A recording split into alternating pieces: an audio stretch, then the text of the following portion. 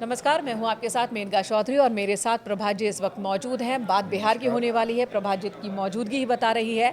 और आज हम जिस नाम की चर्चा करने वाले हैं वो नाम बहुतों को आश्चर्य में डालने वाला है।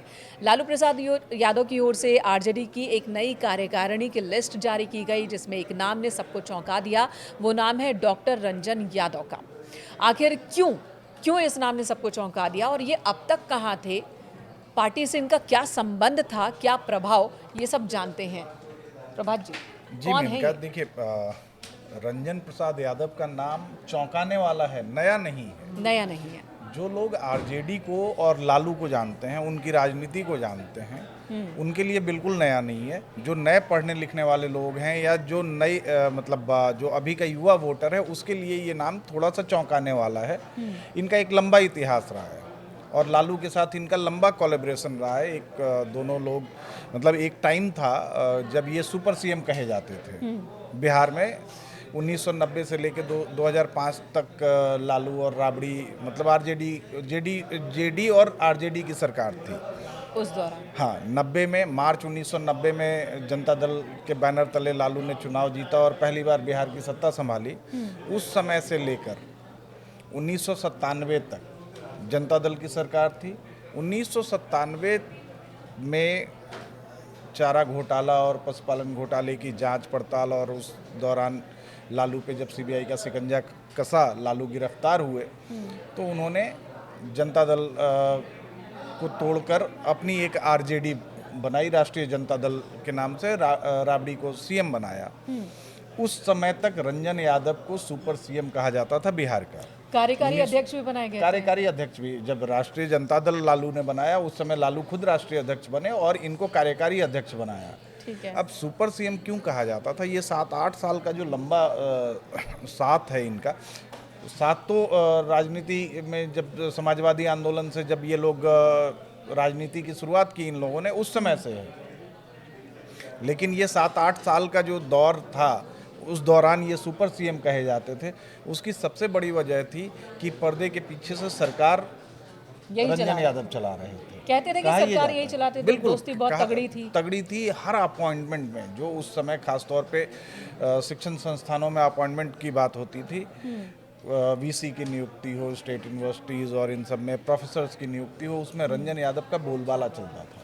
फिर ये दोस्ती दुश्मनी में कैसे बदल गई या फिर दूरियां कैसे हो गई? ये 1997 के दौर में जाने की ज़रूरत है आपको। रंजन यादव और लालू की दूरी के बीच की, मतलब उस समय तो ये था ना कि लालू से रंजन यादव जब चाहें तब मिल सकते थे, जब चाहें फ़ोन पे बात हो सकती थी। कई बार ऐसा भी आया है कि लालू खुद रंजन यादव से मिलने उनके घर जाया करते थे, बतौर मुख्यमंत्री होते हुए भी।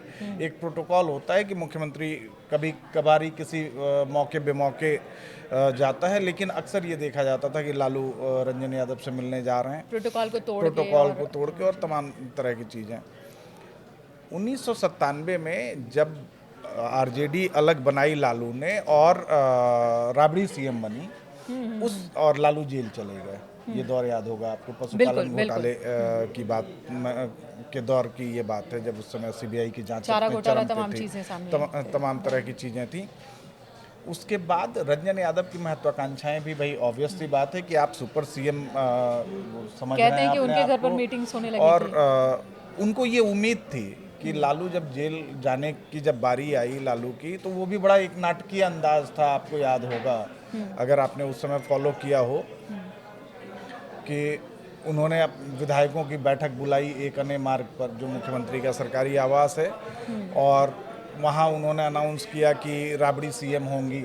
जबकि कई नेताओं को ये उम्मीद उस समय लग रही थी कि इस मीटिंग में लालू किसी और को अपनी गद्दी सौंप सकते हैं, लेकिन लालू को ये अंदाजा था कि अगर गद्दी किसी और को सौंपी तो वापस नहीं आएगी। इसके तमाम एग्जाम्पल, पार्टी भी चली जाएगी। तो इन्होंने राबड़ी को मुख्यमंत्री बनाया। रंजन यादव की महत्वाकांक्षा, मैंने पहले ही आपसे जिक्र किया कि रंजन यादव की महत्वाकांक्षा थी, ये लग रहा था कि मैं मुख्यमंत्री बनूं।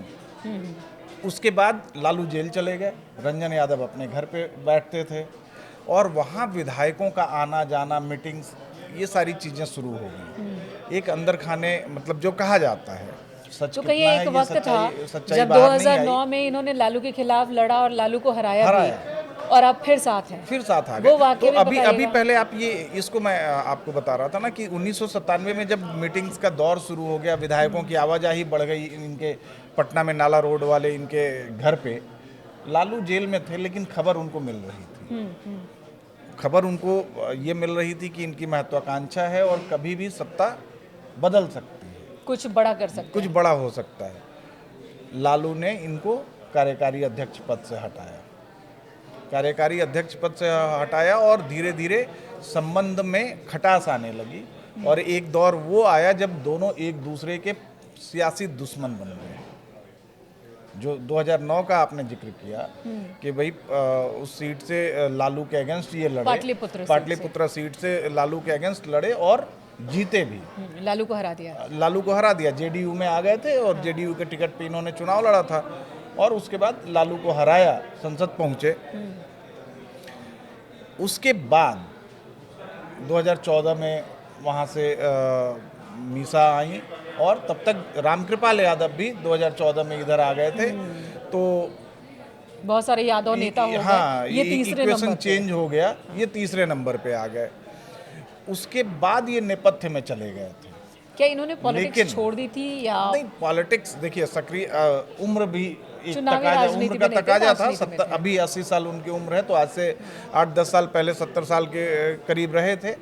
उम्र का तकाजा था। 2014 में का रिजल्ट आप ही ने बताया कि तीसरे नंबर पे वो थे।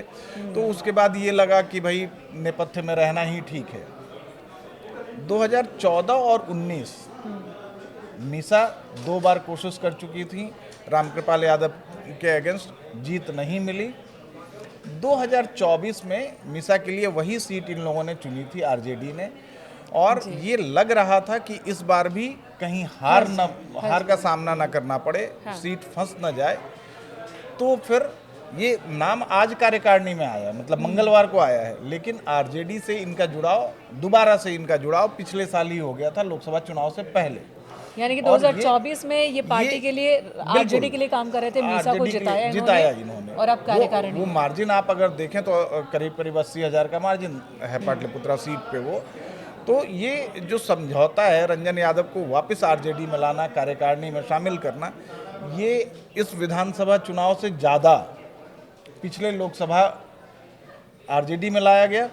लोकसभा चुनाव से पहले सपोर्ट के लिए, सपोर्ट उन्होंने लिया इनका। उसके बाद उसका एक क्या कहते हैं उसको, गिफ्ट बैक, रिटर्न गिफ्ट देना था, राष्ट्रीय कार्यकारिणी में लाए। और हो सकता है कि आगे कहीं राज्यसभा या किसी उस पे ये, मतलब मुझे अब इस सवाल ये है रणनीति कि को मैं उम्र बहुत ज्यादा हो गई है, बिल्कुल। तो क्या अब भी उतना प्रभाव होगा? मीसा के जीत को इनका प्रभाव मान लिया जाए? जी देखिए, जो लालू फैमिली पे एक आरोप बीच में लगने लगा था जब से तेजस्वी ने बागडोर संभाली सक्रिय रूप से, उसके बाद आरोप ये लगने लगा था कि तेजस्वी जो पुराने नेता हैं, सीनियर लीडर्स हैं, जो जिनकी पकड़ अच्छी है, उनको दरकिनार कर रहे हैं।